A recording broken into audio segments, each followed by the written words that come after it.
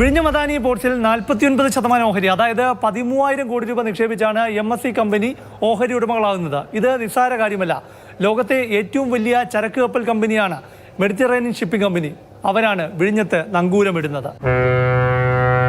സ്വിറ്റ്സർലൻഡിലെ shipping കമ്പനിയായ MSCക്ക് ലോകത്താകെ 100 തുറമുഖങ്ങളിൽ terminal operation ഉണ്ട്. MSCയുടെ ഈ 100 തുറമുഖങ്ങളിലും അവരുമായി ചരക്ക് കൈകാര്യം ചെയ്യുന്ന വൻകിട കമ്പനികളുമുണ്ട്. അവരും വിഴിഞ്ഞത്തെത്താം.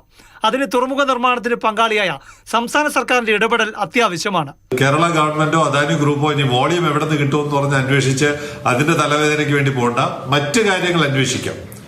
ഇതിന്റെ അനുബന്ധ പ്രവർത്തനങ്ങൾ എന്തൊക്കെ കൊണ്ടുവരണം എന്നൊക്കെയുള്ള കാര്യമാണ് അദാനി ഗ്രൂപ്പ് തീർച്ചയായിട്ടും ചെയ്യും.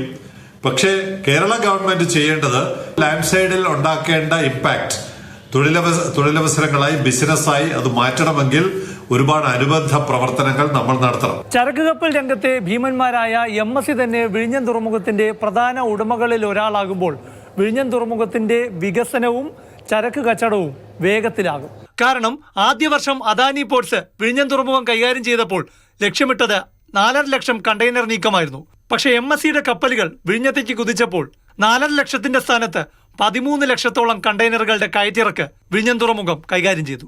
ആ MSCയുടെ ടെർമിനൽ വിഭാഗമായ ടെർമിനൽ ഇൻവെസ്റ്റ്മെന്റ് ലിമിറ്റഡ് തന്നെ വിഴിഞ്ഞം തുറമുഖത്തിന്റെ പ്രധാന നടത്തിപ്പുകാരിൽ ഒരാളാകുമ്പോൾ 2028 57 ലക്ഷം കണ്ടെയ്നർ എന്ന ലക്ഷ്യം മറികടക്കുമെന്ന് ഉറപ്പാണ്. 101% അത് അച്ചീവ് ചെയ്യാൻ MSC കമ്പനിക്ക് കഴിയും. വിഴിഞ്ഞം തുറമുഖത്തിന്റെ 2ാം ഘട്ട വികസനത്തിന്റെ ഭാഗമായി 400 മീറ്റർ ബെർത്ത് കൂടി പൂർത്തിയാകുന്ന ഘട്ടത്തിലാണ്. ഇതോടെ 1200 മീറ്റർ ബെർത്തിൽ കപ്പലുകൾ അടുക്കും. 49% ഓഹരിയുള്ള MSC തുറമുഖത്തിന്റെ നടത്തിപ്പുകാർ കൂടിയാകുമ്പോൾ ബെർത്തിന്റെ പകുതി ഭാഗം MSCയുടെ കപ്പലുകൾക്ക് ഉപയോഗിക്കാനാകും. കൂടുതൽ കണ്ടെയ്നറുകൾ MSC തന്നെ അവിടെ സജ്ജമാക്കും. ഇനി ഗേറ്റ്വേയുടെ കാര്യമാണ്. അത് മിഷൻ സമുദ്രപ്രകാരം സംസ്ഥാന സർക്കാർ ചെയ്യേണ്ടതാണ്. വിഴിഞ്ഞം ഗേറ്റ്വേ തുറക്കുക എന്നതാണ് ഏറ്റവും പ്രധാനപ്പെട്ട കാര്യം. MSCയുടെ കപ്പലുകൾ കഴിഞ്ഞ 1 വർഷം കണ്ടതിനേക്കാൾ കൂടുതൽ വിഴിഞ്ഞത്തേക്ക് കുതിക്കുന്ന ദിനങ്ങളാണ് ഇനി വരാൻ പോകുന്നത്. ഗുണം നാട്ടുകാർക്കും കേരളത്തിനും കിട്ടണം. തുറമുഖത്ത് കണ്ടെയ്നറിലെത്തുന്ന ചരക്ക് കൈകാര്യം ചെയ്യേണ്ട വിദേശ കമ്പനികളും വിഴിഞ്ഞത്ത് സ്ഥാപനങ്ങൾ തുടങ്ങാൻ തയ്യാറെടുക്കും. അവർ ഇവിടെ എത്തണമെങ്കിൽ റോഡ് മാർഗമുള്ള ചരക്ക് ഗതാഗതം സാധ്യമാകണം. അതിന് വിഴിഞ്ഞം ഗേറ്റ്വേ തുറക്കാനുള്ള നടപടികളാണ് വേണ്ടത്.